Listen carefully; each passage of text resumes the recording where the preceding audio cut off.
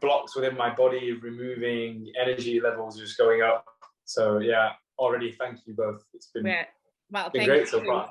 Thank you, because you're the party. Thank you for being here.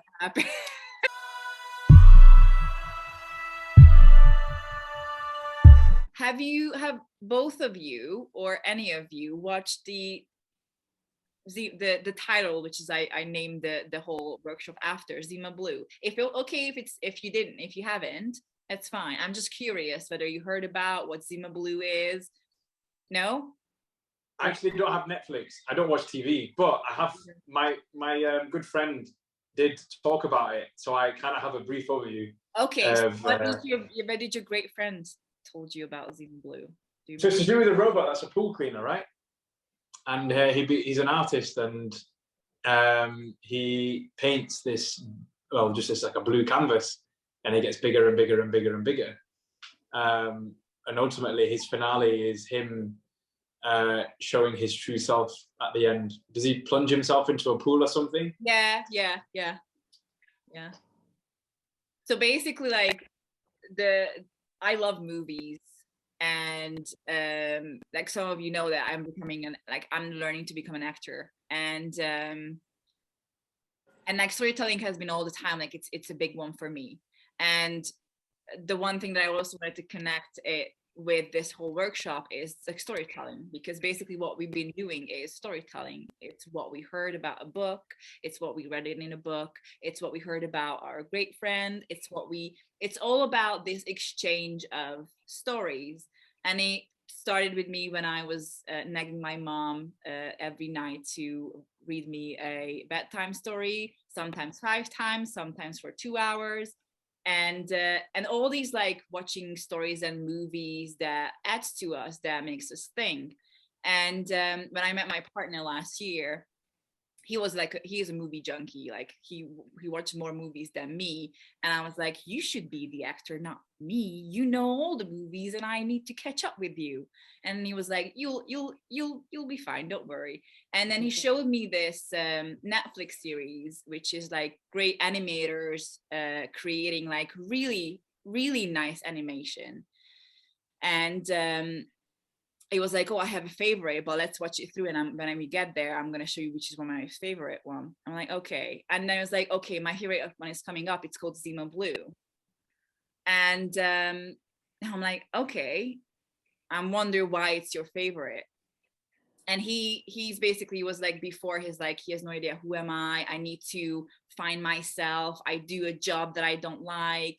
And he was just like, it's this edge of like oblivion of like, I have no idea what's my purpose, I have no idea what to do, I don't know who I am, I just need to find something, or find me rather, to and interestingly, when he showed me Zima Blue, which he said that it's about a person, like it's about Zima, it's about this guy, I'm not sure about his name, and he calls up a journalist who is gonna make a story about him, and it's a big deal because he's a huge, like an artist, and he's basically starting doing this canvas with the universe in the background, and there's a small Zima Blue square in the middle.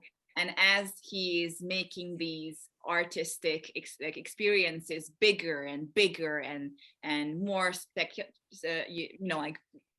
I don't know, like he's creating it in a really big way that you were like, oh my god, what else can it be, and all the time when as the time passes by, the square becomes a rectangle, and it becomes bigger and bigger and bigger.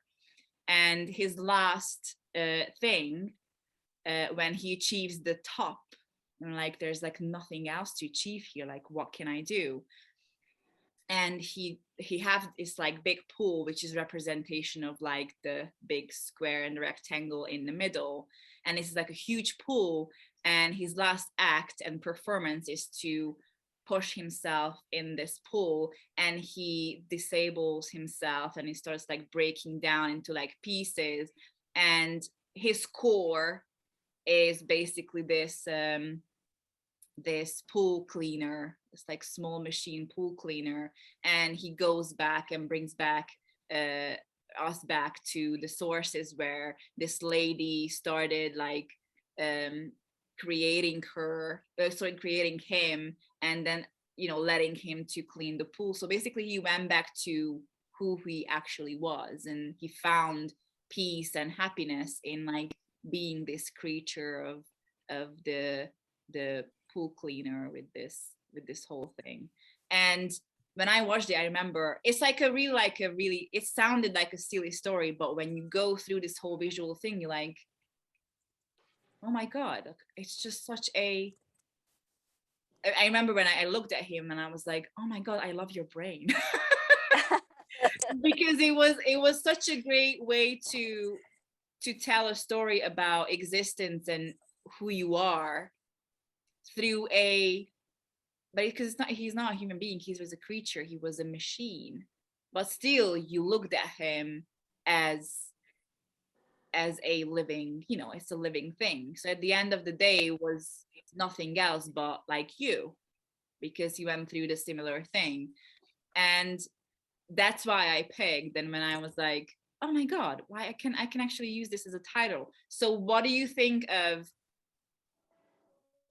why is it important, or why is it always come back to the source once that you there, that it's there, but why is it important to go back to the source for you guys, for example, if the question is clear? Oh, I love that. I love that question. So the image I've got in my head is one of the ocean and the waves. So a wave arises from the ocean and then it subsides back into the ocean. And more as I go through life and the experiences I have, the conversations I have with people, the books I read, the movies I watch, it seems to be as though we go through almost like a circle. I don't know if you've heard of The Hero's Journey by Joseph Campbell. I feel like we're born, we go through stuff, and then we almost come full circle where we end up going back to source, a bit like a wave that subsides back into the ocean. And I think it's inevitable. I don't think it's something that we have to actively try to do or kind of rush to get there. I feel like that's where we're going to end up. And we can choose to either enjoy it. I think our choices, our free will choices, either we live this life in fear or in love. And yeah, I just feel like that's the image I got in my head. So it's connected to also blue, so it's really nice image though. And I understand it's right, and I haven't really thought about this before, but it's like you're right. It's like because even the waves are coming to the shore, they go back. It's like a kind of like a circle of like it's like a momentum, and sometimes it stays still, and then again when it goes to, it's a nice image. I like the image. I love the image. It's really good. I've got an image of a fossil for some reason. Oh, okay, go on. So like I don't know what they call it, but it looks like a snail, but it's not a snail. Like a shell, like a spiral.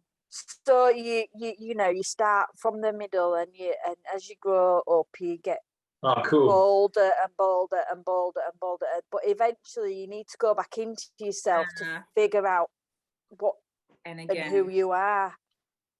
And sometimes that's difficult to get back in your shell a bit. I liked your, are you a crab or a fish? Oh, yeah. Are you a crab or a fish? But that's the kind of thing that I see. I see from the very beginning of you being born, you kind of this tiny little thing, just, you're born to learn to put stuff into your brain and learning everything to walk and eat and whatever. So you expand on your experiences, but then at the end of the day, you're going to come back to what is really important to you. I love both of the images, and it's too interesting because it's like, oh, like some sort of way it's water, like it's all water, and it's just, I don't know, it shows, because obviously like we also like mainly water is like how we but I love the way that you said, Ruth, that it's like a fossil. It's like, it's also like so ancient. It's like source. It's like it's it's there. It's always been there, and it's like it's and yours, Rakesh, it's like disappearing. Even if you cannot see, it's there. There's some like this like really power of the power of water, for example, the fossil as well. It's like these powers of invisibility, but it doesn't mean it's not there. It's like completely um, detaching yourself from the external physical world and going back to something that you cannot really see, but you know and you feel that it's there. And I think it's not putting yourself in a box. yeah, exactly. You're giving yourself that choice to expand and to make things better. You know what came to my mind? It really interesting that just like how you said that it's, you don't put yourself into a box, but you expand, but you're still staying somewhere. But you like the TARDIS from Doctor Who. It's like it's a box, but when you go there, you're like, oh my god, it's so huge inside. It's like a whole universe is there. It's like a whole, like big expanded something is there. And that's my picture that came into me. So